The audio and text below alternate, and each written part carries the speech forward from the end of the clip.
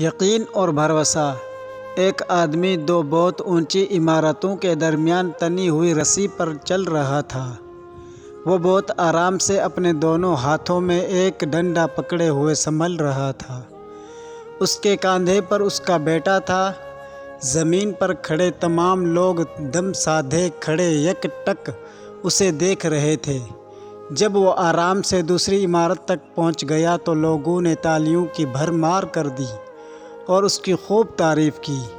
اس نے لوگوں کو مسکرا کر دیکھا اور بولا، کیا آپ لوگوں کو یقین ہے میں واپسی اسی رسی پر چلتا ہوا دوسری طرف پہنچ جاؤں گا؟ لوگوں نے چلا کر بولا، ہاں ہاں تم کر سکتے ہو۔ اس نے پھر پوچھا، کیا آپ سب کو بھروسہ ہے؟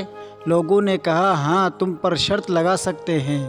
اس نے کہا، ٹھیک ہے، کیا آپ میں سے کوئی میرے بیٹے کی جگہ میرے کاندھے پر بیٹھے گا؟ میں اسے بھی حفاظت کے ساتھ دوسری طرف لے جاؤں گا۔ اس کی بات سن کر سب کو سکتہ سا ہو گیا، سب خاموش ہو گئے۔ یقین الگ چیز ہے، بھروسہ الگ۔